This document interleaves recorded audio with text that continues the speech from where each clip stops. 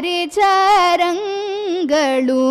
ವಿದಳಿತ ನಾಟಕ ಭೇರಿಗಳು ಪ್ರಕಟದಿ ದಿನಗಳು ಪರಿಚಾರಂಗಳು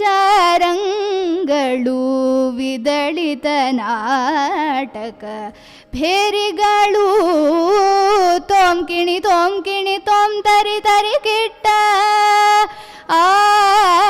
ತೋಂ ಕಿಣಿ ತೋಂ ತರಿ ತರಿ ಕಿಟ ತಕ್ಕ ಧಿಮಿತ ಕಿಟ ಶಬ್ದ ಕುಣಿದಾಡೋ ಕೃಷ್ಣ ಕುಣಿದಾಡೋ ಫಣಿಯ ಮೆಟ್ಟಿ ಬಾಲವ ಪಿಡಿದು ಕುಣಿದಾಡುತ್ತ ಪಾದದೊಳೊಮ್ಮೆ ಕುಣಿದಾಡೋ ಕೃಷ್ಣ ಕುಣಿದಾಡೋ ಪಂಚಸ್ಥಳದಲ್ಲಿ ಲಘುವಿಡಿದೊಮ್ಮೆ ಗಣಪತಿ ನರಸಿಂಹ ಕೋನೇರಿ ತಿಮ್ಮ ಪಂಚನಾಟಕ ವೇದವ ವಾಚಿಸುತ್ತ ಪಂಚನಾಟಕ ವೇದವ ವಾಚಿಸುತ್ತ ಉಡುಪಿಲಿ ನಿಂದನು ಪುರಂದರ ವಿಠಲ ಉಡುಪಿಲಿ ನಿಂದನು ಪುರಂದರ ವಿಠಲ ಕುಣಿದಾಡೋ ಕೃಷ್ಣ ಕುಣಿದಾಡೋ ಫಣಿಯ ಮೆಟ್ಟಿ ಬಾಲವ ಪಿಡಿದು ಕುಣಿದಾಡುತ್ತ ಪಾದದೊಳೊಮ್ಮೆ ಕುಣಿದಾಡೋ ಕೃಷ್ಣ ಕುಣಿದಾಡೋ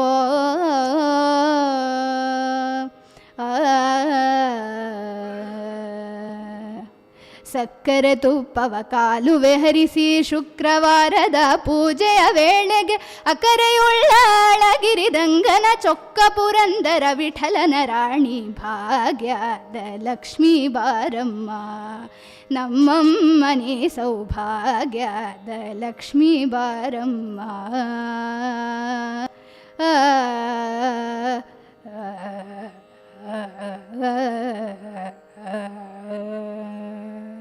हरि ओम.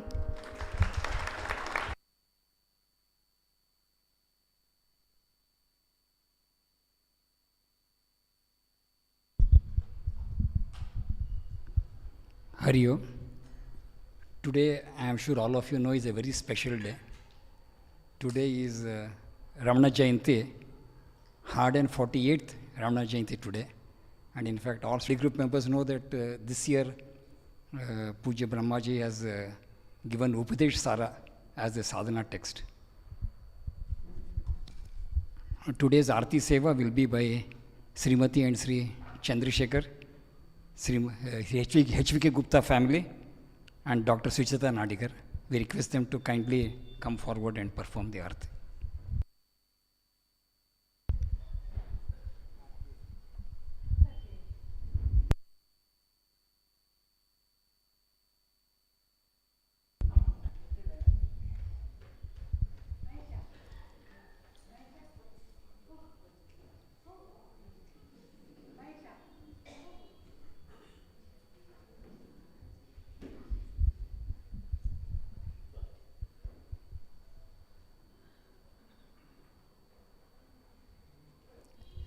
आरती श्री चिन्मय सद्गुरु की दिव्य रूप मूर्ति करुणा की आरती सद्गुरु की चरणों में उनके शांति समाए चरणागत की भ्रांति मिठाए पाप ताप संताप हरण की आरती श्री चिन्मय सद्गुरु की आरती सद्गुरु की वेद उपनिषद गीता को गाया धर्म सनातन फिर से जगाया शुद्ध नीति प्रीति शंकर की आरती श्री चिन्मय सद्गुरु की, आरती सद्गुरु की। सिद्ध बारिकी तपोभूमि में नित्य विराजे गुरु हमारे। भक्त हृदय आनंद स्रोत की, आरती श्री चिन्मय सद्गुरु की, आरती सद्गुरु की, आरती सद्गुरु की। सद्गुरुनाथ महाराज की जय।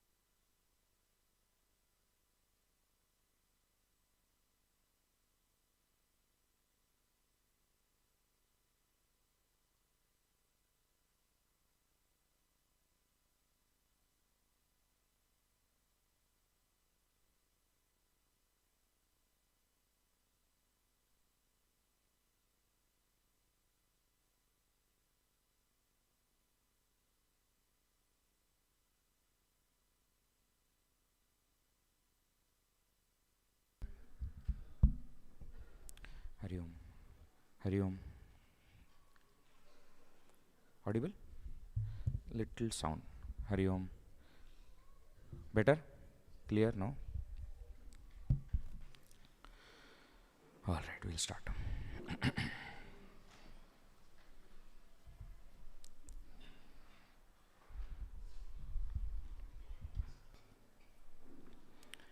हरि हरि हरि हरि स्मरण करो,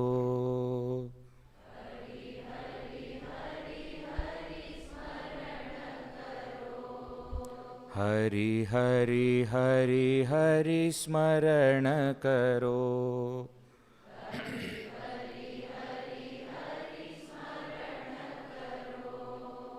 हरि चरण कमल ध्यान धरो,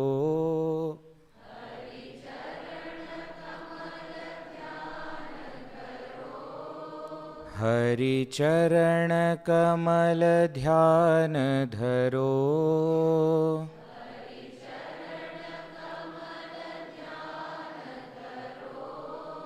हरि हरि हरि हरि स्मरण करो,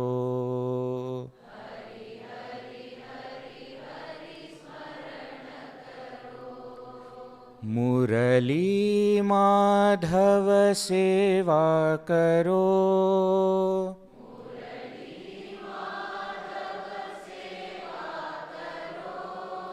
मुरली माधव सेवा करो,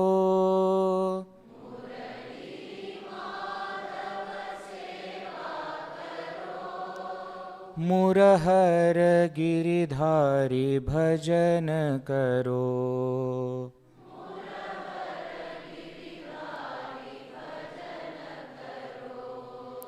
मुरहर गिरिधारी भजन करो,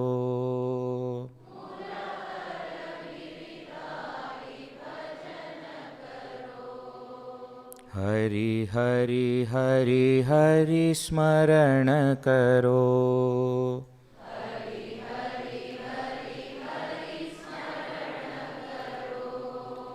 हरि चरण कमल ध्यान धरो,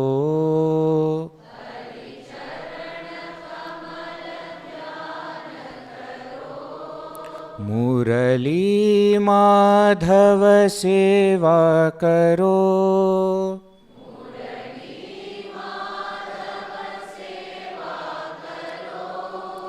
मुरहर गिरिधारी भजन करो,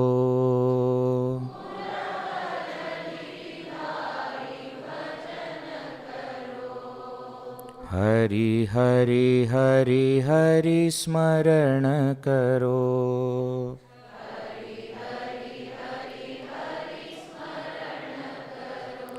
हरि स्मरण करो, हरि स्मरण करो।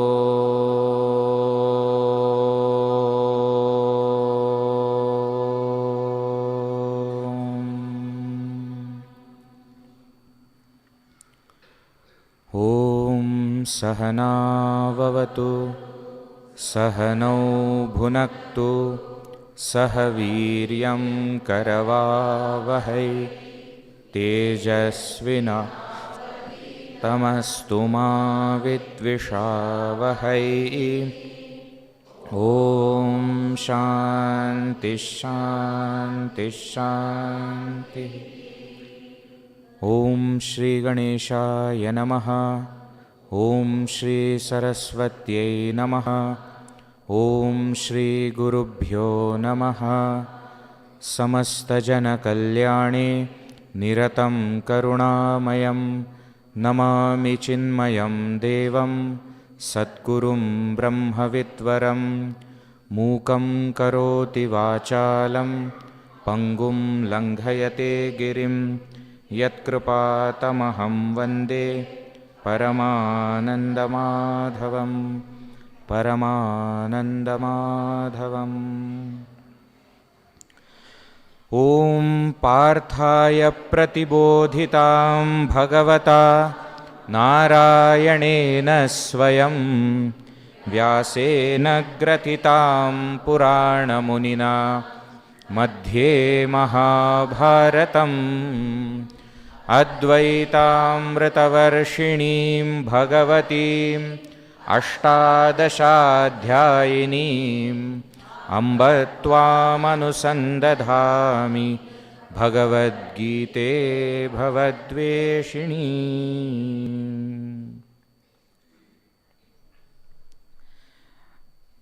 So far we have seen Sankhya Yoga, Karma Yoga and Jnana Yoga. Sankhya Yoga is actually the goal. Sankhya Nishtha, the ultimate goal of self-realization. That experience is called as Sankhya. So when we say Sankhya means self-knowledge, we are not referring to the intellectual self-knowledge, but we are referring to the experiential knowledge that happens as the culmination of study of Upanishads. Now, in order to reach that Sankhya Nishtha, where we have to start? We have to start with Karma Yoga. We understood what is Karma Yoga, why Karma Yoga, what does it give. Karma Yoga gives Chitta Shuddhi, purity of mind. Karma Yoga makes me eligible for knowledge. So once I gain this Karma Yoga, once I gain this Chitta Shuddhi through Karma Yoga, then starts the Jnana Yoga, which we saw in the last session, which starts with you approaching a Guru. You approaching a Guru means what? The attitude that you must have, the attitude of humility, attitude of surrender. Then you approach and then ask pertinent questions. Correct? Not any general questions of the world. What is your opinion about India-USA conflict? That's not the topic that you should ask Sadguru about. That you ask some politician or some political analyst. You ask pertinent question. How can I get liberated? How to get out of this samsara? What is the purpose of life? Pariprashnena. And then you serve. You serve the Guru so that you get tuned with the Guru. So when Guru gives knowledge, at that very moment, it happens. So this is called Guru Upasadana. Guru Upasadana. Upasadana means to go near the Guru, to approach Guru. Now here one point I must mention, and then we will go into today's topic. We can never find Guru. If we are thinking that, okay, I am going to conduct interviews, let me put ad into the newspaper, and nowadays what, LinkedIn and Indeed, etc., those websites are there. What? We are hiring. What? Guru. You ask Guru, here also Guru Prasad, where is Guru Prasad? He also, we are hiring. Into that business only he is. You can hire him, but you cannot hire the Guru. Why? Because you can never interview and find out whether that is the right Guru or not. We saw in the last session also, who is a Guru? Guru is Shrotriya Brahmanistha, who is well learned in the scripture and has realized Brahman. Now, can we find out whether the Guru has learned scriptures well or not? We can find out. Why? For that I need to study first. Can we find out whether Guru is Brahmanistha or not? No. For that I need to be Brahmanistha first. So I am in no position to decide who is the right Guru. Often people give example, Swami Vivekananda went in search of Guru. Actually he did not go in search of Guru. He went in search of God. If you see carefully, he asked one question to everybody, have you seen God? So when Ramakrishna Paramahamsa said that I have not just seen God, but I can show you also God, and I see that God more clearly than I am seeing you, then he understood this is my Guru. He did not go, Vivekananda did not go in search of Guru. And if you really read the life of both these masters, you will know that before this incidents happened, Swami Vivekananda had already heard Ramakrishna Paramahamsa once, when Ramakrishna Paramahamsa came to his college. So, Guru we can't find. Guru finds us. Swami Bhagavan Adi Shankaracharya ji explains this in Vivek Chudamani, and you must read, listen to Gurudev's commentary on that. It is around 4th or 5th talk on Vivek Chudamani that is there of Gurudev, and he will explain the job of a student is to open up like a flower. When the flower opens, bee will find the flower and come and pollinate it. The flower doesn't need to go in search of the bee. And if in case the flower is on top of the mountain where the bee cannot reach, Narayana himself has to become bee and come there. You remember? He, of course, Gurudev is Gurudev. He says Narayana, Bhagavan Mahavishnu, when he has to go, Mahalakshmi asks, where are you going? He says, I am going to be. I am going to become bee and go there. Why? Because if there is a student who is ready, then that student will get a Guru. That is how the nature works. That is how God's system works. So our job is not to find Guru. Our job is to become eligible, to open like flower. Then the Guru will find us. So in case we are thinking, my bad luck, I got a very bad Guru. I got a bad Guru because I am bad. I always tell this to college students, because they will have lot of complaints against teachers. Correct or no? And you ask teachers, they will also have lot of complaints against students. I say, please don't complain against each other. Why? Because your match is made in heaven. Very simple logic is there. If you were a better student, you would have been in a better college listening and learning from better guru. If the teacher would have been a better teacher, the teacher would have been in a better college teaching better students. The very fact that you are teaching them and they are listening from you means you both deserve each other. So our job is not to find a guru. Our job is to open up like flower. That is to become eligible. Do karma yoga, chitta shuddhi, then the right guru will come to us. When that right guru comes, now my job starts of surrendering to him, approaching him with this right attitude of humility, then to ask the questions and then to serve. You understand now the logic? So, that pariprashnena, sevaya and pranipata, etc., all that we do after we gain chitta shuddhi. Then when you reach such a guru and you ask the right questions, the guru will give knowledge. Upadekshanti te jnanam. Now when he gives knowledge, what I must do? Shravana. I must listen carefully, attentively with faith. Faith is very important. Two things are said. Shraddhaya shravanam kuryat. You must listen with faith. Second thing, sannyasya shravanam kuryat. You give up everything of the world and listen. Which means, shall I wear orange cloth? That is not called sannyasa. Mental sannyasa means what? As long as I am sitting in the class and listening, I don't belong to anyone. I am nobody's son or father or mother or wife or husband. At this moment, I am just a seeker. And I am here as a disciple to listen. That's it. That kind of attitude, so that not that somebody is coming, then you go. Many people ask, no, Viji, nowadays everything is online. Now this class also is happening online. Why to come here? You don't come here because of any other reason. Very simple fact is, in your home, so many other disturbances will be there. In your home, it is your responsibility to focus.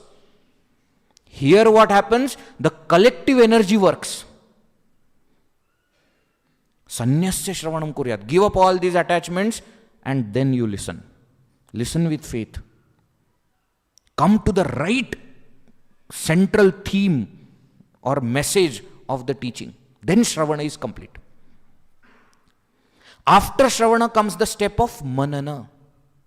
Manana means reflection. So I have heard, now I need to process it so that what I have heard, that information will become my knowledge. When I listen, it is Guru's knowledge, Acharya's knowledge. When I process, it becomes my knowledge. Manana, very important step. After manana comes the step of nididhyasana. Means what? I have heard, I have listened, I have processed, I have come to the conclusion, conviction. Now I must feel that conviction. I must feel what I have understood. So information has become knowledge. Now that knowledge must become wisdom. That process of knowledge becoming wisdom, is sometimes called dhyana yoga. Sometimes it is sometimes called dhyana yoga. Sometimes it is also called atma samyama yoga. Okay, so in our book it will be written as atma samyama yoga, but this also 6th chapter is well known as dhyana yoga because the topic of meditation is discussed. I'll also tell you why it is called atma samyama yoga at the end. But this 6th chapter generally is called that. Also what we observe is, through this dhyana yoga, Bhagavan Shri Krishna is referring to the entire Ashtanga yoga. He's not just talking about dhyana, because dhyana is one of the important steps in the Ashtanga yoga. Ashtanga yoga is another path of 8 limbs or 8 steps. Yama, Niyama, Asana, Pranayama, Pratyahara, Dharana, Dhyana, Samadhi. These are 8 limbs, 8 steps. In that also one dhyana comes. Dharana, Dhyana, Samadhi. You see that dhyana?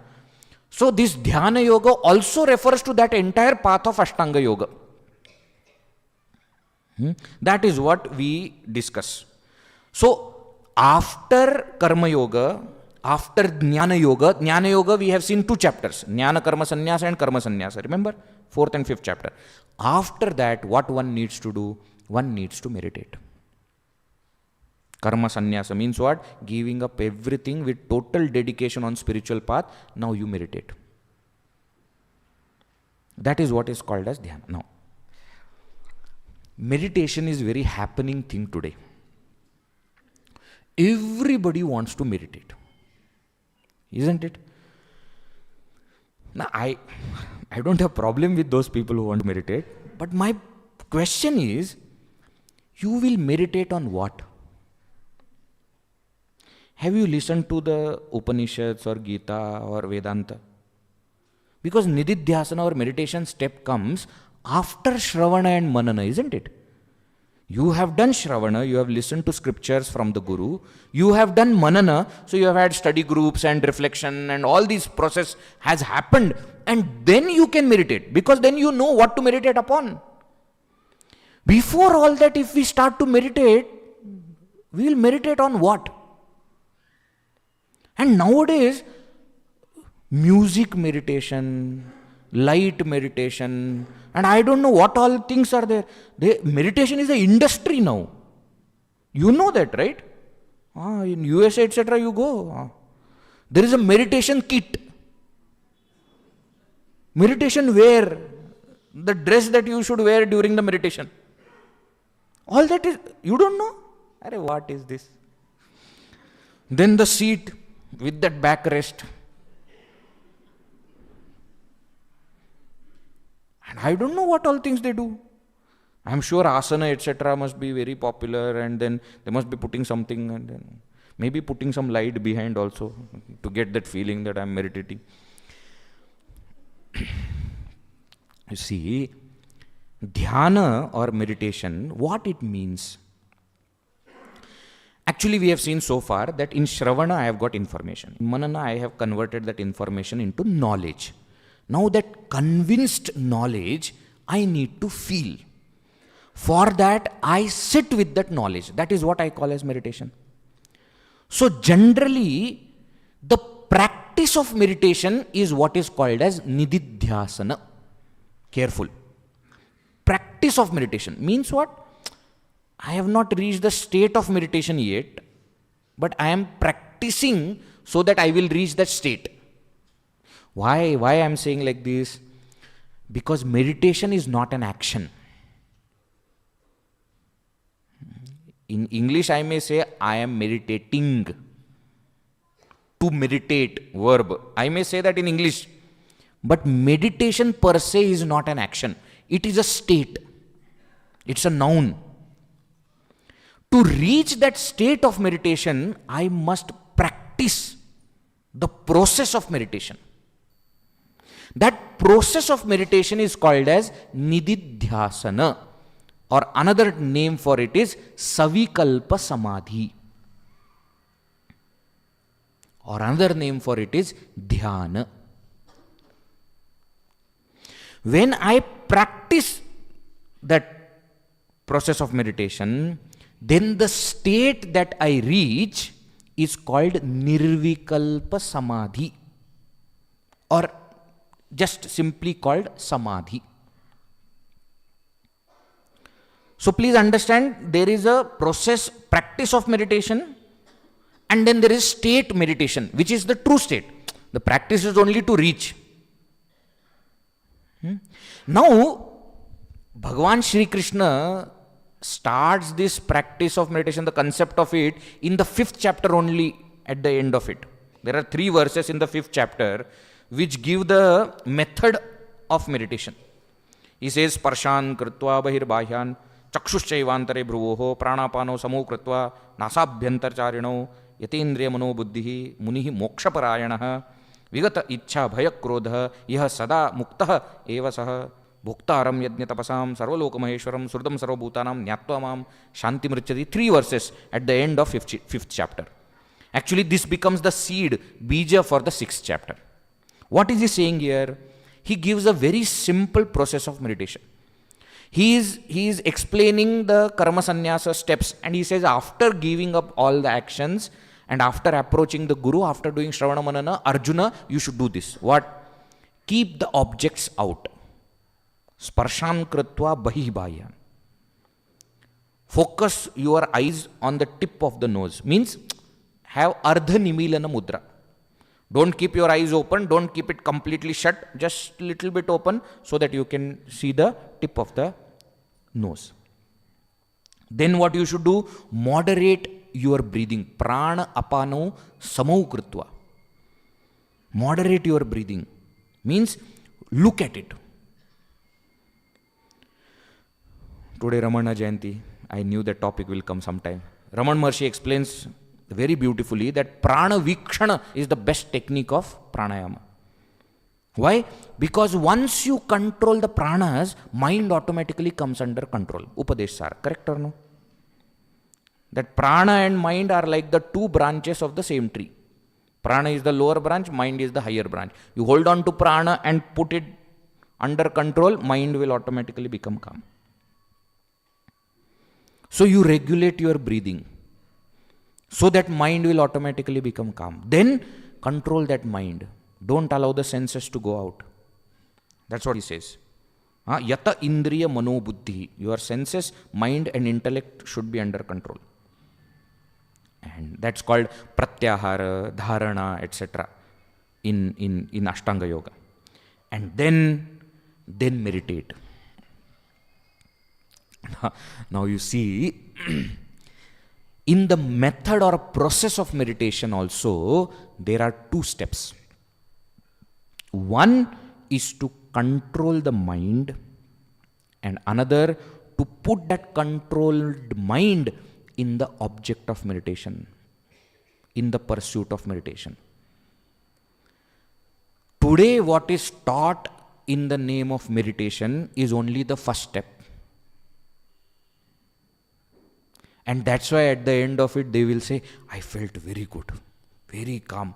Of course, because all throughout the day we are running behind things and we are not even for a moment we are sitting quietly. So the moment you do the first step, you are going to feel good only. But that is not the full meditation. You are controlling the mind so that you can put that controlled mind in the object of meditation, which is Brahman. Unless you know what is that object, you will not be able to do the step 2. So Dhyana Yoga, the path of meditation is what? It is this path.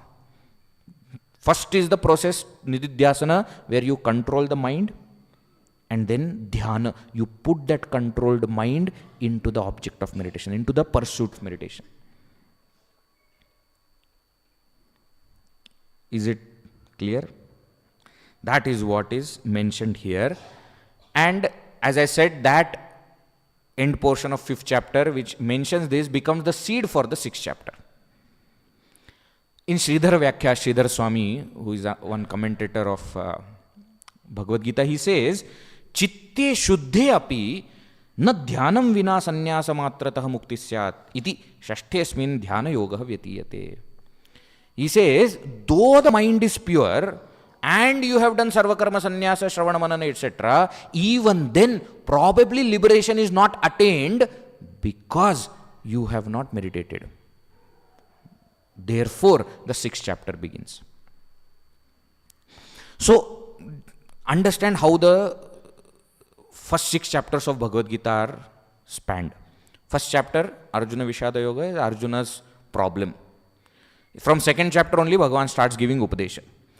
First thing he tells is the goal, Sankhya Nishtha.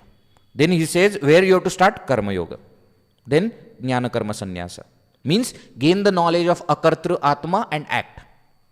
Then Karma Sannyasa. Then you actually give up everything and approach a Guru, do Shravana Manana. then dhyana, nididhyasana. From there, sankhya. You understand how the 6 chapters are there?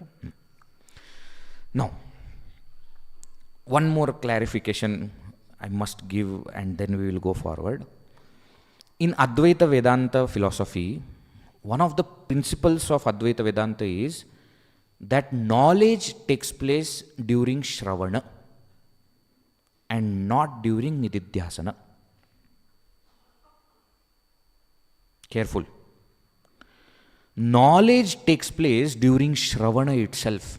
And I am not just talking about the information, but I am telling even the wisdom will happen only at the stage of Shravana. But Vedji, then why step of Nididhyasana? In case the knowledge has not happened in Shravana, that means that there are some obstacles. The removal of obstacles is what is happening in Manana and Nididhyasana. Once the obstacles are removed, knowledge that happens is the same knowledge which has happened during Shravana. So the knowledge is not happening at the time of Nididhyasana. It is happening at Shravana stage alone. And that's why Uttama Adhikaris, those who are absolutely eligible, they don't need Manana and Nididhyasana. Guru told you are Brahman. Realization happened at that very moment. We see that in case of Nachiketas. We see that in case of Arjuna also actually. Nashto moha smritir labdha. Tvat prasadat maya achyuta. Sthitosmi gata sandeha karishye vachanam tava. Arjuna says in 18th chapter. So Uttama Adhikari will gain that knowledge at the time of Shravana itself. In case we have not gained that experiential knowledge, that is probably because we have what is called as asambhavana and viparita bhavana. 2 obstacles. Asambhavana means we don't see the possibility of that knowledge. Means, though the Guru is telling I am Brahman, but I have a doubt. Am I really Brahman? Why? Because you are telling who is Brahman? Satyam, Jnanam, Anantam, Brahma. Brahman is that who is Satya. Okay, Satya is okay. Jnana is also okay. Ananda. Brahman is Ananda Swarupa. And who am I? Dukkha Swarupa. All the time sad. How can I be Brahman? Now you see, doubt is created. Now that doubt becomes an obstacle for me to experience it. Are you getting? Are you understanding? So knowledge is or should happen during Shravana. But it is not happening because there is some obstacle. I need to remove that obstacle. That happens in Manana. Manana removes asambhavana. Why? Because you reflect, you churn, you understand the logic behind how I am Brahman. Tatpada vichara, tvam-pada vichara, mahavakya vichara, etc. you do. Why? So that that clarity comes as to why the Upanishads, why the Guru is telling that I am Brahman. But then there is one more obstacle. Viparita bhavana. I have understood I am Brahman intellectually. But my experience is what? I am Brahmachari Ved Chaitanya. I am Brahmachari. That Brahma, up to that I was correct only, but I don't stop there. I am Brahmachari Ved Chaitanya. Why? That Viparita Bhavana, that opposite feeling has become so deep that though I have understood I am Brahman, it is very difficult to experience it. It's another obstacle. For that, Nididhyasana is the step. Swami Vimlananji always gives one story, example of Amtha Bhai. There was a man named Amtha Bhai. And suddenly one day he started to feel that he is a rat. And he started to behave like a rat. So he will take paper and he will start chewing and he will start running and he will start looking for things like this. No, he was fine. Problem was with his wife. Because wife said, what has happened to him? Suddenly he started to feel his rat. And it was not a passing thing. He continued like that for some time. Wife became worried. So she took him, that Amtabai, to a psychiatrist. And psychiatrist, she told the problem that, my husband has started to feel that he is a rat. You please do something. He said, no problem, you bring him at this time. So she took at that time. Psychiatrist was ready with all his theories and therapies and everything. And he made Amtabai sit. He understood everything. He asked him a lot of questions. Why do you think you are a rat? And how do you think you are a rat? And a lot of questions asked. And then he started to explain, you see, this is a picture of rat. Look yourself into the mirror. Do you look like this? Do you have, long ears? No. Do you have a tail? No. Look at me. Do we both look similar? I am a man. You are also a man. You are not a rat. Understood? Amtabai said, understood. Then he said, doctor, I cannot be rat. Why? I don't look like this. He said, correct. Very good. Understood now? Clear? He said, yes, clear. Good, now go. The fellow went with his wife. In 5 minutes, he came back running to the doctor. Doctor, there is a problem. Doctor said, what happened? What problem? He said, as I was going home, I saw a cat. Then doctor said, Amtabai, what have we understood? He said, no, I remember that I am not a rat. But the cat doesn't know that I am not a rat. So cat may eat me. He may repeat with his words that I am not rat, I am a man. But deep inside he still feels he is rat. This is called Viparita Bhavana.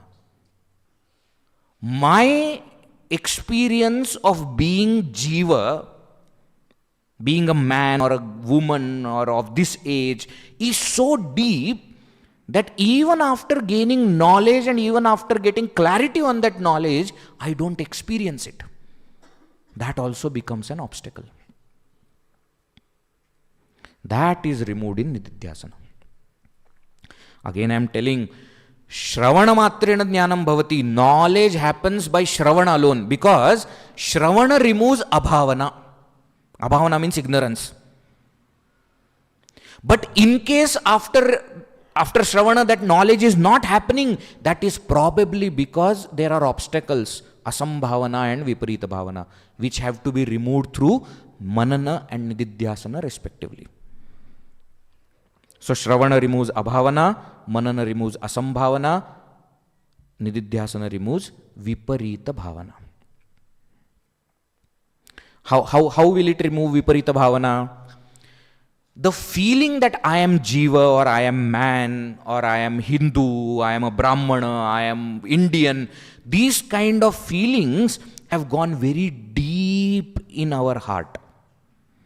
So deep that even when I am sleeping, if somebody calls my name, I get up. Imagine, in your sleep when you are not aware of anything, you don't even remember whether you are a man or a woman. You don't even remember whether you are sleeping in Bangalore or in Maharashtra or in Kochi. You don't remember anything. But that attachment with the name that is given to this body is so strong that when somebody calls, I get, anybody called me? So that deep feeling that I have about I being Jiva, that much deep the knowledge has to go.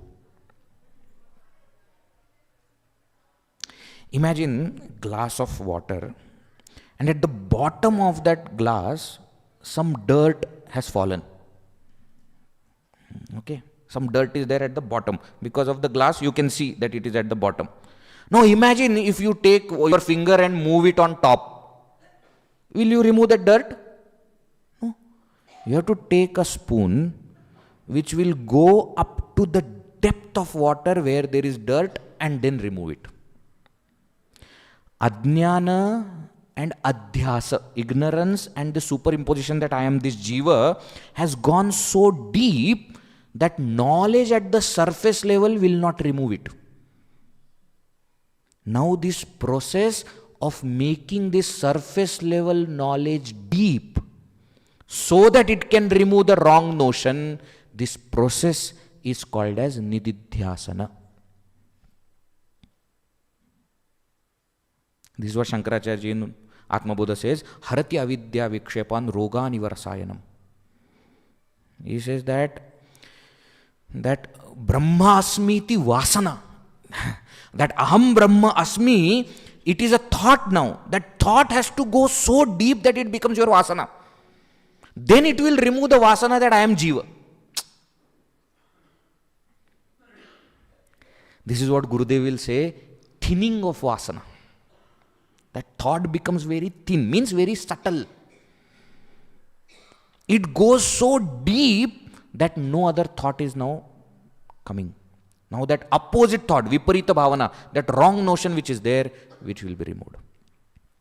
So this is the process of nididhyasana, we must understand. So dhyana yoga is two phase. One is the process or practice of meditation, and another is the state of meditation.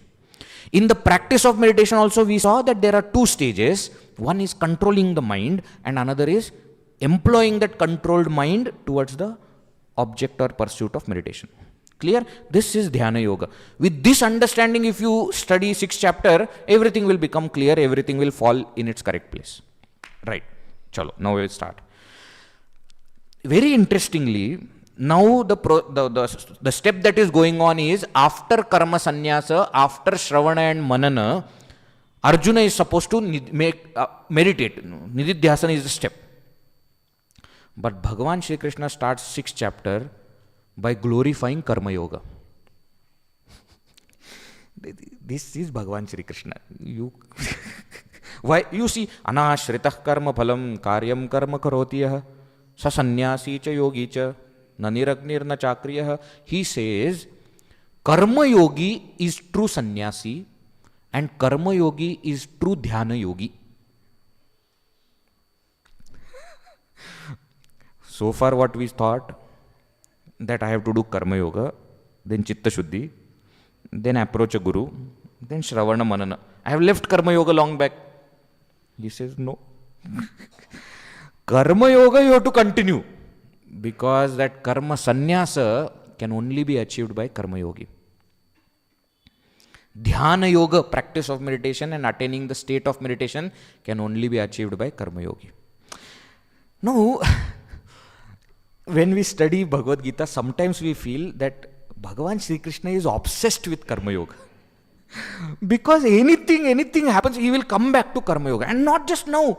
You will see later on also in 12th chapter, he will put that Shreyo hi jnanam abhyasad, jnana dhyanam vishishyate, dhyanat karma phalatyaga. He will put everything in gradation, and then at the end he will say the best is karma yoga only. We must understand why. The main reason for it is we are only eligible for meditation, for karma yoga. And karma yoga practice is not very far from meditation. If we have practiced karma yoga correctly, shravana, manana, nididhyasana steps will happen like this. It will happen like this. That's the secret. Many times, that's why yesterday also and day before yesterday I was emphasizing, never say that seva is some lower kind of sadhana. Don't underestimate seva. Because seva goes long way. In seva, your mind becomes so pure and so ready that next steps just happen like this. And that's why Bhagavan is again emphasizing that you perfect karma yoga, everything else will happen.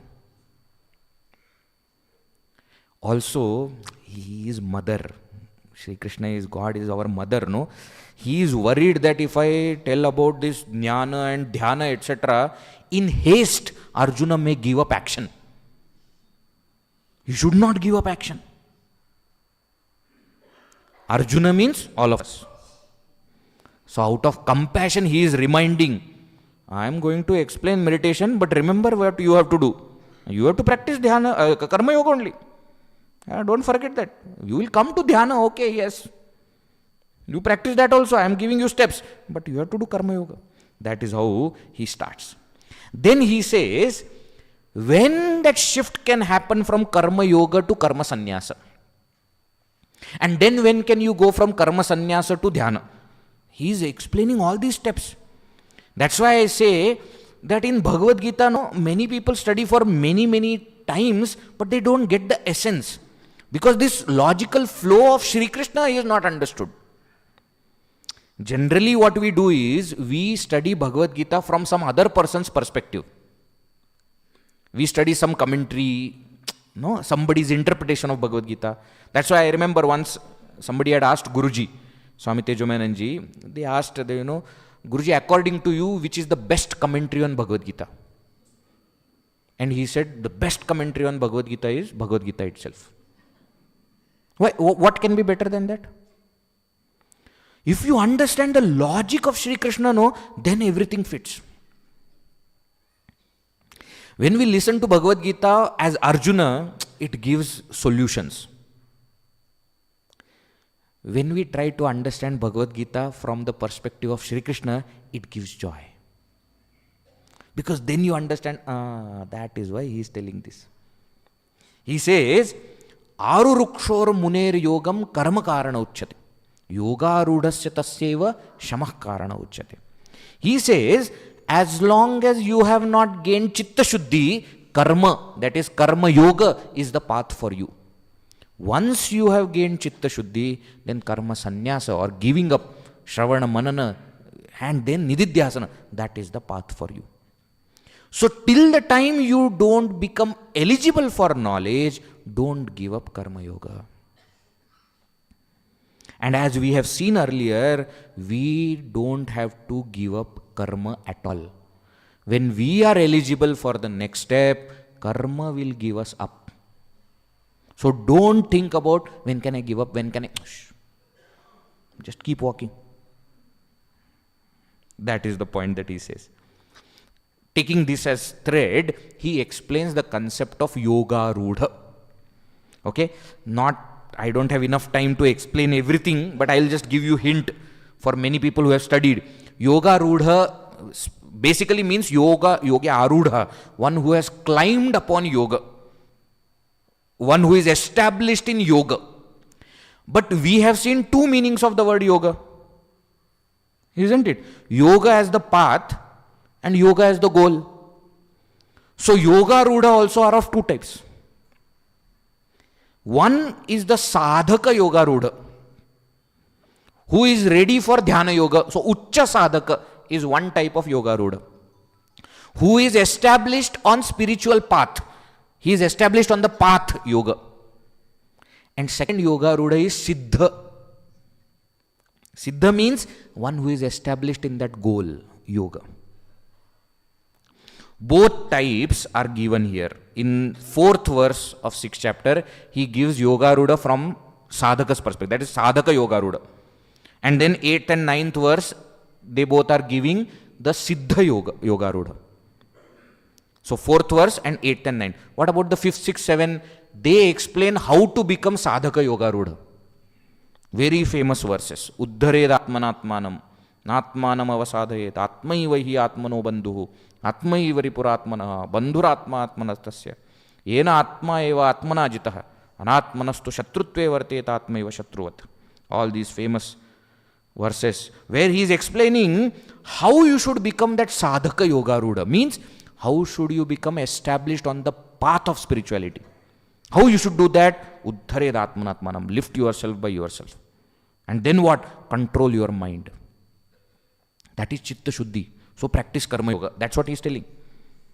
That will make you firm on the path. Then to be established in the goal, what you should do?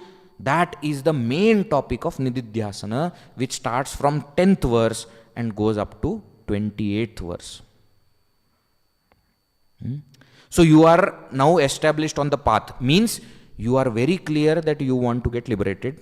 This is what you want.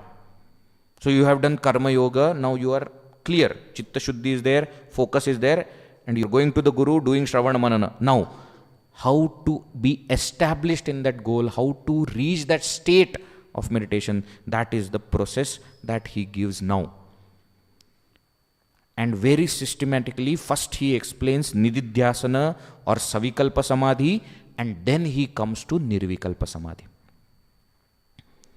From verses 10 to 14 of 6th chapter, he is giving the process or steps of practice of meditation. Okay? Please remember why I am saying practice of meditation. Practice of meditation is Nididhyasana. Meditation is state, which is Nirvikalpa Samadhi or Samadhi. This is practice of meditation. For that, steps are given. Steps are there for action. Meditation is not an action. Practice is an action. So we are practicing meditation, and therefore steps are there.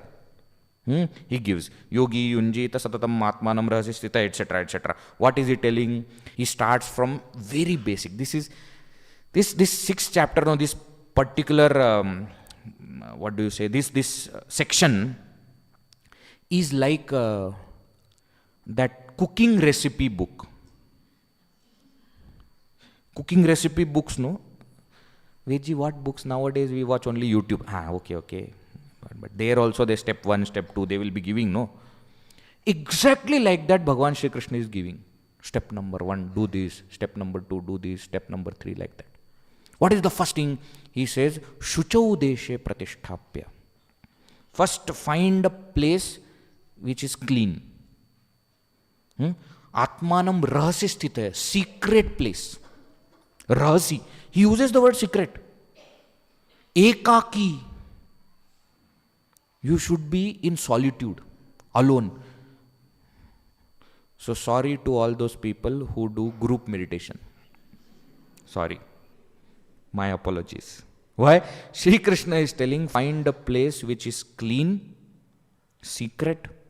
Secret means not everybody is coming and peeping. That is what it means. And which is in solitude. Now you will say, Veji, we live in Bangalore. 1.5 crore people staying in such a small place of land. How do you think we will find a place which is alone? Why? All that time we are surrounded by people. In case you can't find that place, then find that time. I tell you, Sanskrit is such a great language. Because in Sanskrit, Saptami Vibhakti indicates both, place also and time also. And Rahasi is in Saptami Vibhakti. Shuchau, Deshe, Saptami Vibhakti. So he says, find a place that is clean. And Ekaki, if you can't find that place, then find that time. Means, if you are living in a house where there are 10 people, then you get up before everybody gets up and meditate. That is possible or no? Nowadays, anyways, people sleep by 12 o'clock, 1 o'clock, 2 o'clock. So for sure, they are not getting up before 6. I tell you, you may complain saying that, nowadays generation is so bad. It is good for us. Why? They are giving us full freedom to do our sadhana. Imagine if they were very good people and getting up at 4 o'clock, 5 o'clock. When will we do sadhana? All the time they are on our head only. I will go and to meditate and they will say, Amma, tea. What meditation no? I have to go and make tea.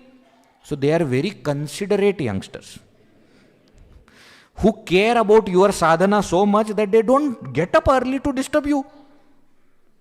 So don't complain that they are getting up so late. Very good. Let them sleep so that you can meditate. So if in case we cannot find that place, then find that time. The time where you are alone. There should be a seat which is firm. And he gives na ati uchritam, na ati nicham, chailajina kushottaram. That's why I said it's like recipe. In the recipe also, when they will say take tomato, then they will explain, no, take a tomato which is red in color, little soft, not very hard. They will explain everything. A good chef will always explain. So immediately Bhagavan Shri Krishna says the seat should be firm. Means what? It should not be too high. Means what? You are sitting on top of the bed, you have kept the asana, and then what will happen when you close your eyes? Suddenly you will feel like you are falling. Isn't it? It happens. Because when we close our eyes and we try to meditate, now our orientation goes off. Therefore, we should not be, going to the mountain tops, etc. to meditate. No need. No need. Famous story that Swami Swarupananji always tells about Gurudev, that those youngsters had gone on top of the mountain to meditate. And so all the other people were complaining, what is this? They went there and all top of the hill. And Gurudev said, shut up. Then he looked at the youngsters and said, don't go on top of the mountain to meditate. Don't go to peaks of the mountain to meditate. Reach the peaks in meditation. What a beautiful thing. Na ati uchritam. Don't have a seat which is on very high. Or na ati nicham. I am going to create a dig a hole inside the ground and there I am going to meditate. Are you go there and meditate and somebody walking falls on you. What will you do? See, these fancy things we should not try, okay? I know that we love doing all these things. As human beings, doing simple sadhana is very boring. And therefore we always want to do these fancy things. But that will not achieve the goal that we want. Na ati uchritam, na ati nicham. Chaila ajina kusha uttaram. He said kusha, grass should be there. Then ajina, deer skin or tiger skin, etc. And then on top cloth. Okay, he is talking about 5,500 years back when ajina, etc. was very easily available. Now it is not available. Yeah, Vedji. So, I don't think I will be able to meditate. Why? He said Chaila ajina kusha. Please say sorry to Sri Krishna, saying that I can't get ajina, so I will use cloth and continue, okay? You don't have to stop the entire process of meditation because you didn't get that ajina. That you don't have to do that. Okay? What it means is the seat should be such that it doesn't carry the heat or cold of the ground. Please understand the psychology behind it. Sometimes in Bangalore, etc., now also the floor is very cold. So there is a possibility that if you sit directly there for meditation, after some time that cold will catch your feet, etc. Isn't it? And then it will disturb your meditation. So don't.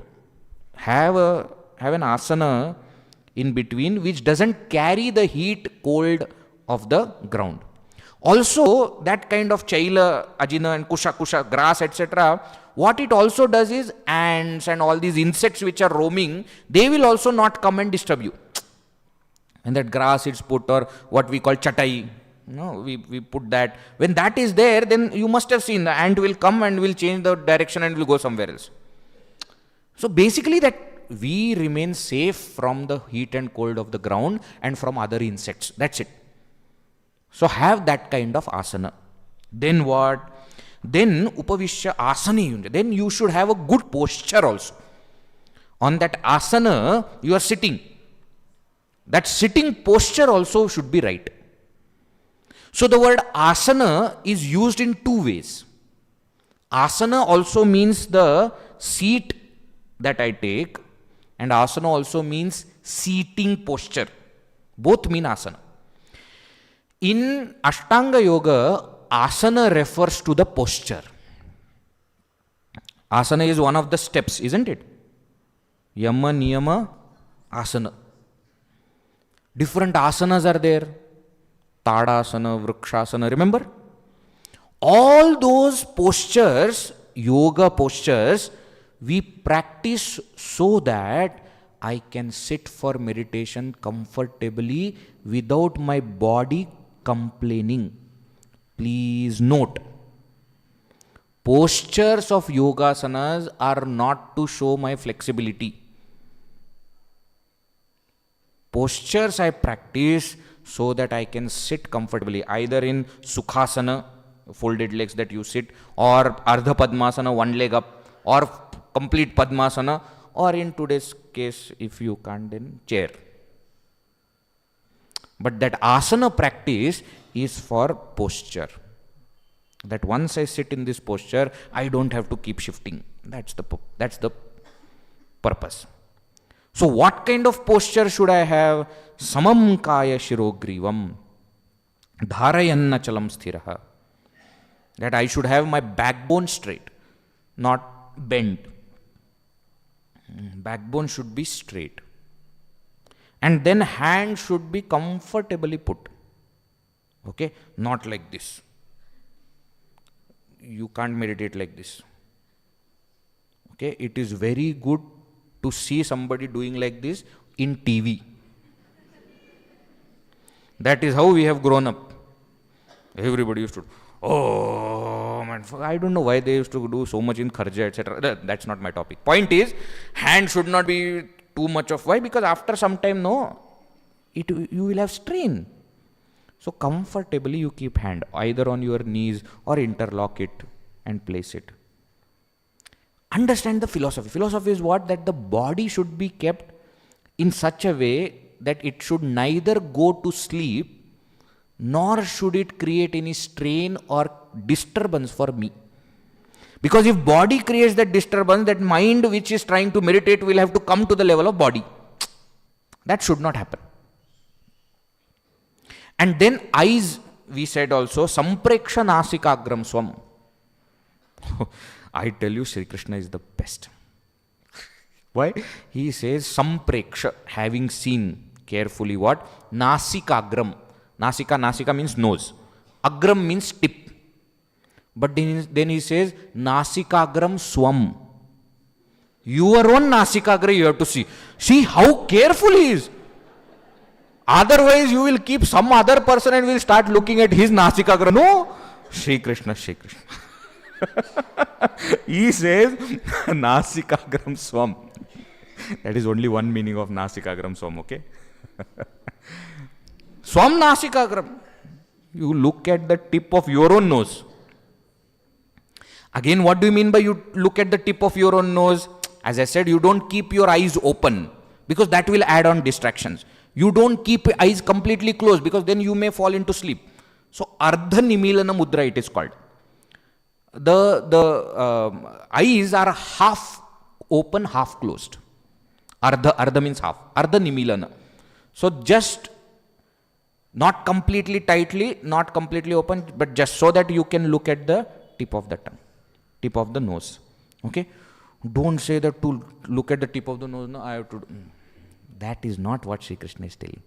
That make your eyes like this and twinkle. No need. But what he means is Ardha Nimilana Mudra. That is the asana, the seat as well as the posture. Then what?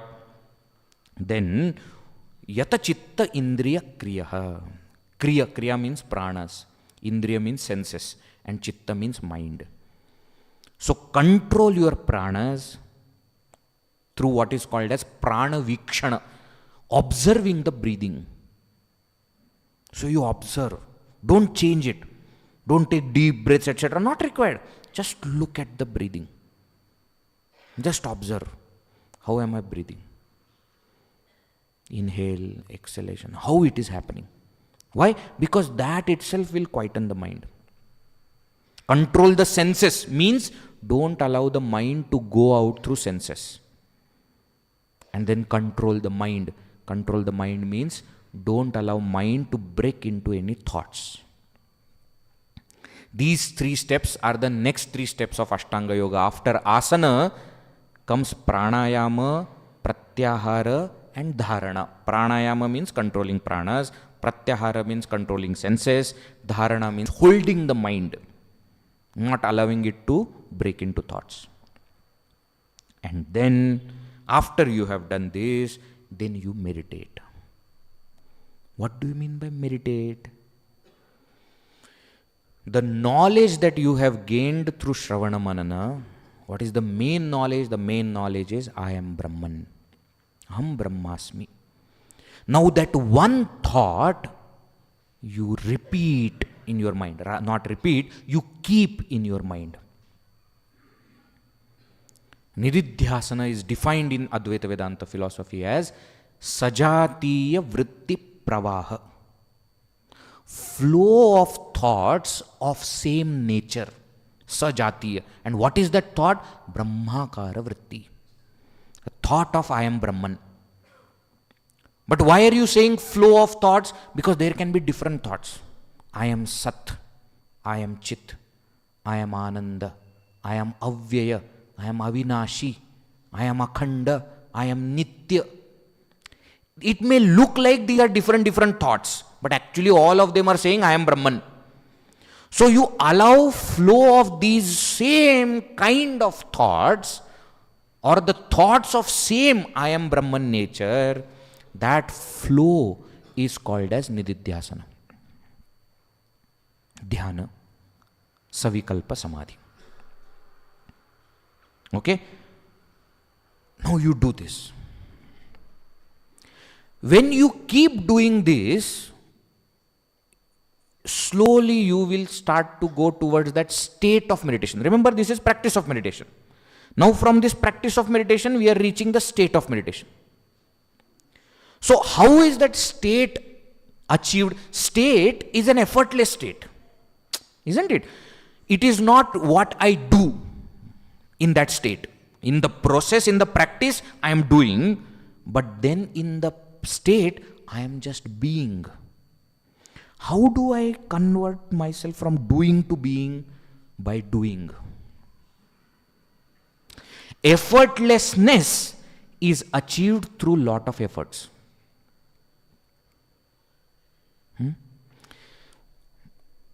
When you learned how to ride a bicycle, there was a lot of effort involved, isn't it?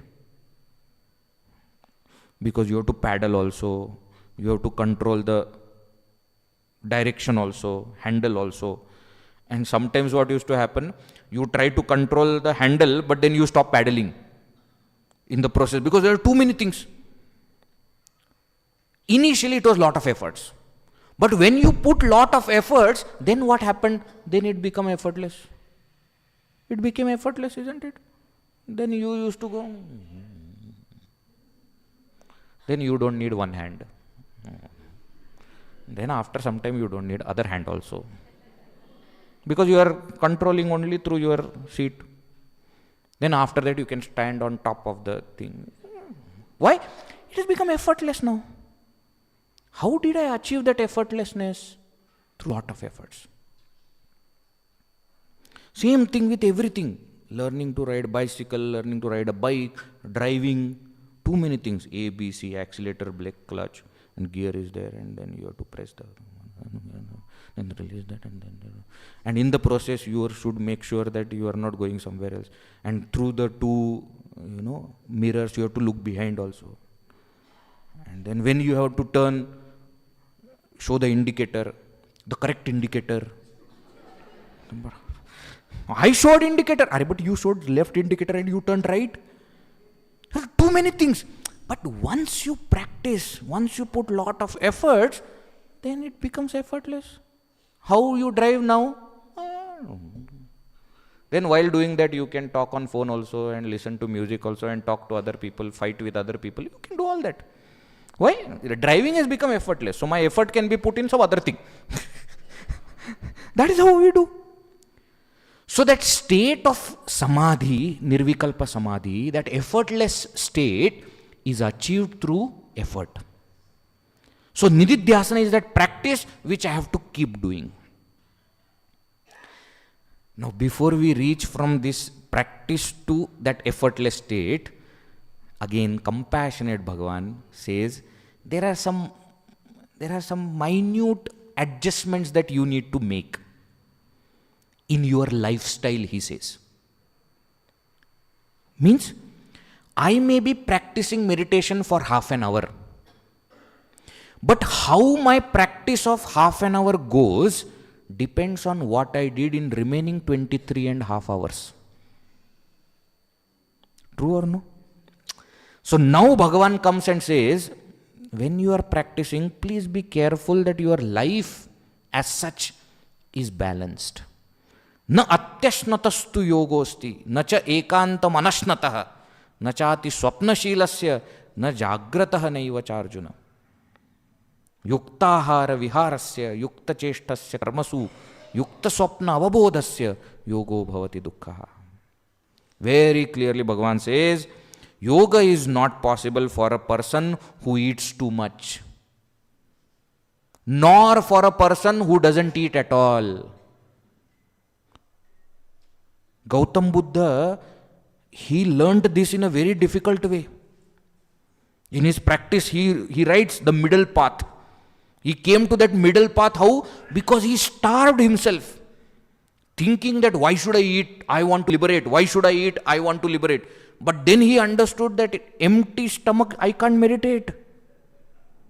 Completely filled stomach also, I cannot meditate. So there should be balance. For one who keeps sleeping, cannot meditate. One who keeps remaining awake without sleep also cannot meditate. That's why there should be yukta, there should be a balanced, what? Ahara and vihara. You are eating and you are roaming. Means the effort of digesting that food should be balanced. Yukta cheshtasya karmasu, your actions should be balanced. Don't overwork, but don't stop the work totally. Yukta swapna avabodhasya, your sleeping time and awake time should also be balanced. See, anybody who practices this meditation, this nididhyasana, must have experienced this. In case we sleep little extra, 10 hours, etc., even then we can't meditate. Actually, we are dull throughout the day. And even if we undersleep, 4 hours, 3 hours only we sleep, then the moment we sit for meditation, we will sleep. And that's why Bhagavan says here, be careful, make these small adjustments in your lifestyle. Then that practice of meditation, nididhyasana, that effort will make you reach that effortless state. The state of nirvikalpa samadhi. What is that state? He explains next. Yada viniyatam chittam atmanyeva vatisthate nispruha sarva kamebhyah yukta ityuchyate tada yatha deepo nivatastha na ingate sopama smrita yogino yata chittasya yunjato yogamatmanaha. Very beautiful. He says, when the mind merges in the self and it stays there without any movement, that is the state of meditation. What is the culmination? What are we trying to achieve in this meditation? That the mind becomes one with the self, with the object of meditation, that is Brahman, the self. So mind doesn't remain a separate entity. So I don't have to do anything to satisfy that mind. Mind has become one with self and doesn't move. It is like what? He says, upama smrita. There is an example, there is an analogy which is remembered.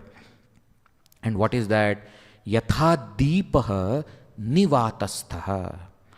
Like a flame of a lamp in a windless space. The flame of a lamp which is here is flickering. Because wind is coming from here and there and it is flickering. Imagine that same lamp, that same flame in a place where there is no wind blowing. That flame remains same.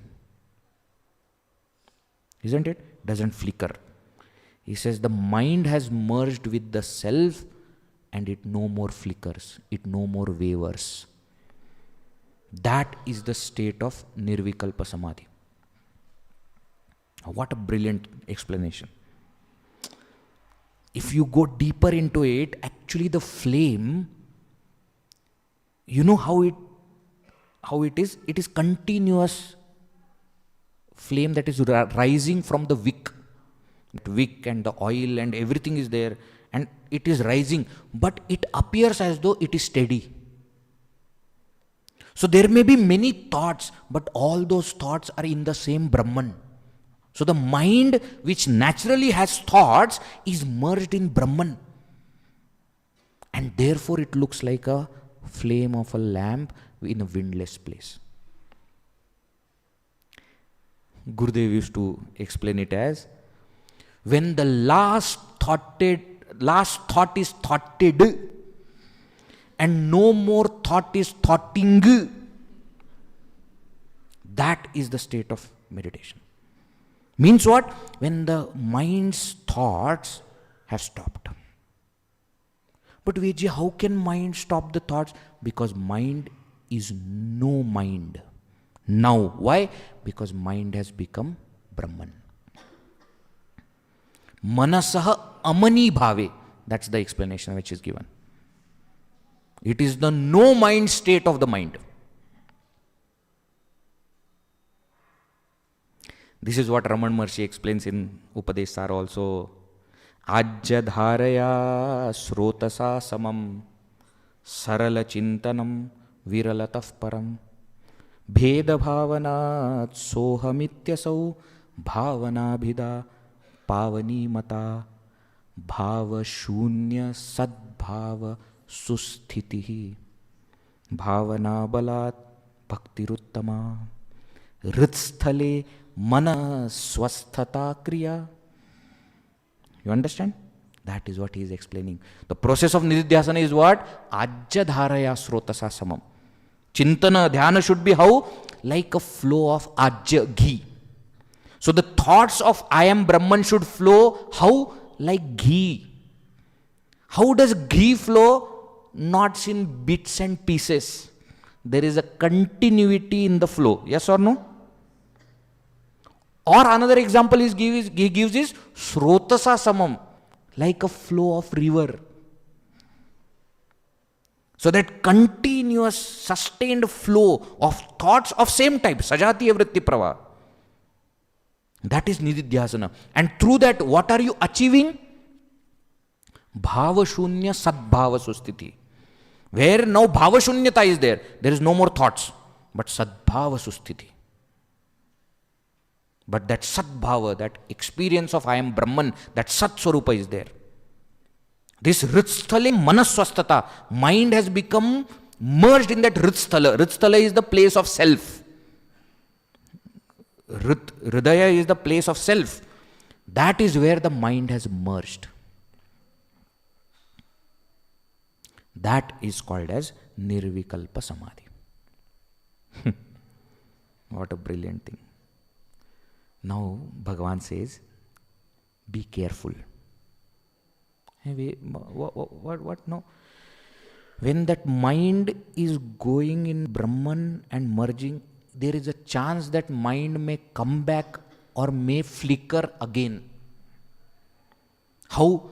Either some outer stimuli is calling, or some your own vasanas are prompting. Possible. And because of that, what will happen? Mind will go here and there. What you should do? Shanaihi uparamet. Bring that mind again and again back. Buddhya dhriti grihitaya. Sankalpa prabhavan kaman tyaktva. See? It may arise because of sankalpa. Some desire, some vasana. Every single time the mind breaks into some other thought, bring that mind back. Make that mind merge in intellect. Make that intellect merge in total intellect. Make that total intellect merge in the self. This is a process given in Upanishads also. It is also given in Bhagavad Gita. It will come later. But that is what you should do. Such a person who attains this final state of Nirvikalpa Samadhi, the state of thoughtlessness, is called yogi. And that yogi becomes Brahman. He doesn't just realize Brahman, he becomes Brahman. He experiences that bliss of Brahman. Brahma bhutam akalmasham. Sukhena brahma samsparsham. That is how Bhagavan explains in this 6th chapter. How is that yogi? Further explained in 4 verses. Description of that parama yogi or jnani is given. Sarvabhutasthamaatmanam sarvabhutani chatmani ikshate yoga yuktatma sarvatra samadarshana. Yomam pashyati sarvatra sarvam cha mai pashyati tasyaham na pranashyami na sachame na pranashyati. Sarvabhutassthitam yomam bhajati ekattvamastitah sarvatha vartamanopi sayogi mai vartate. Atma upammena sarvatra samam pashyati Arjuna. Sukham va yadi va dukkham sayogi paramo mata. Very beautiful shlokas where that samattu buddhi of that yogi. Why? Because once that mind has become one with Brahman, that yogi perceives only Brahman. So wherever his mind goes, he sees Brahman. Yatra yatra manoyati tatra tatra samadhaya. Wherever the mind goes, samadhi happens there. What a state. Now what is our situation? Mind goes here and there, I have to bring it and put it into samadhi. Says for that yogi, wherever the mind goes, samadhi happens there. Arjuna, reach this state. But remember, karma yoga, thoughtlessness cannot be achieved without just by giving up thought. Actionlessness cannot be achieved just by giving up actions. We saw, no, that effort makes it effortless. So action performed with that karma yoga attitude will make you actionless. Thoughts put in the direction of God will make you thoughtless. Remember Arjuna to do this. Now Arjuna says, Bhagavan, very good explanation you gave. I appreciate. 3 claps for you. But I don't think I can do it. The philosophy is very good. And the way you have explained step by step, Savikalpa Samadhi, Nididhyasana, what are the steps, and how the fine adjustments, and how to go to Nirvikalpa Samadhi, and how that Nirvikalpa Samadhi state is. It's like that Deepaha Nivatastaha, very nice. And then that Parama Yogi, that Jnani, how does that Parama Yogi sees the world, sees the entire world as Brahman? Very good. But I have a technical difficulty. And the technical difficulty is, my mind is very turbulent. Chanchalam hi manah Krishna. Tamathi balavadridam. Tasyaham nigraham manye vayoriva sudushkaram. What are you saying, Bhagavan? It all sounds very good. But that first step which you said, no, control your mind. That itself is not possible. Control your mind, how? Bhagavan Shri Krishna says, it is difficult, but not impossible. Arjuna, I accept. Manah chanchalam, no, chalam. Arjuna said, manah chanchalam. Bhagavan says, no, mano durnigraham chalam. It is little bit turbulent, but abhyasena tu kaunteya vairagyena cha grihyate.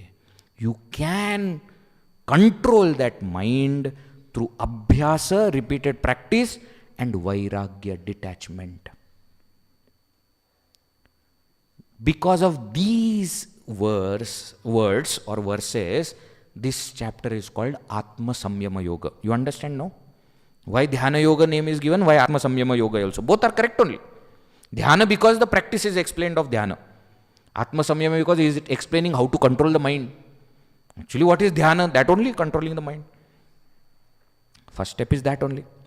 So now he says, Arjuna, keep practicing and keep detaching from the world. The more you bring the world into your meditation, you will have problem. Keep that world outside. How? Keep detaching yourself. Detaching doesn't mean giving up objects or giving up people. Giving up our connection or our attachment with them, our expectation from them. That is what it means. Mentally we have to give up, not physically. And then keep practicing.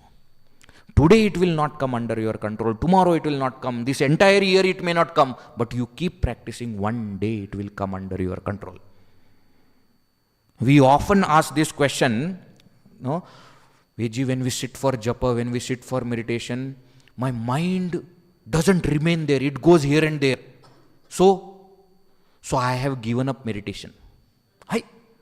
Don't give up meditation. Give up that wandering of the mind.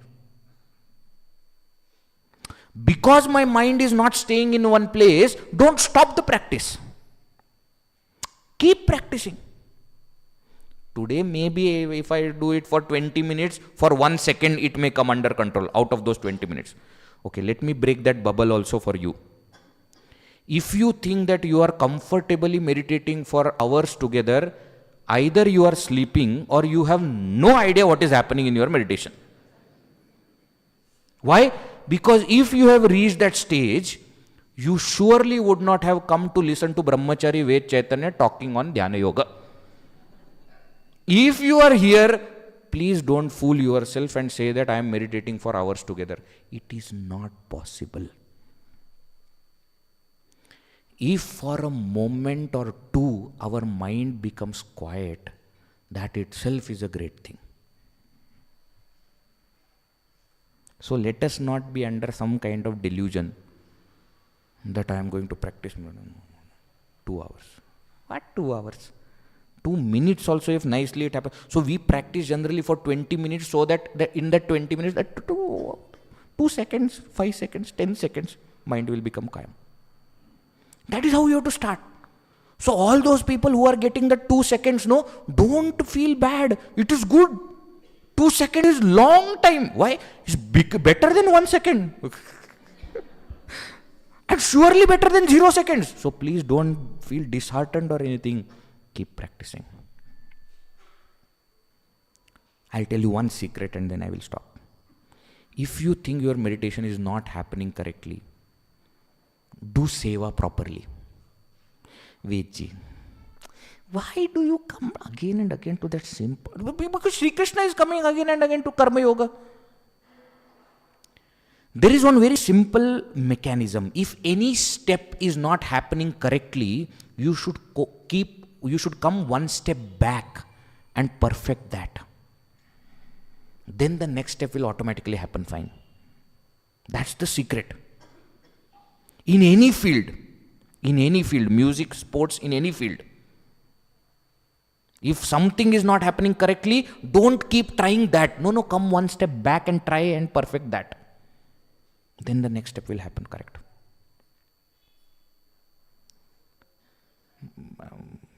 Vedji, it is very good. I appreciate all your enthusiasm in explaining this. And I also appreciate Sri Krishna telling to Arjuna that it is difficult but not impossible. But still I think I won't be able to do. Okay, no problem. If you think that you cannot follow this process of karma sannyasa and shravana, manana, nididhyasana, savikalpa samadhi, nirvikalpa samadhi, if you cannot do that, no problem. Why? Today is only the 4th day. 5 more paths he is going to show. So the next that he starts with is devotion actually. He will take it through Jnana Vijnana Yoga, Raja Vidya, Raja Guhya Yoga, and finally to Bhakti Yoga. But the topic of devotion he starts. If you think this is difficult, try that. Okay? So I have given you reason to come tomorrow. This is a marketing technique. You should always end with cliffhanger. All right. We'll continue tomorrow.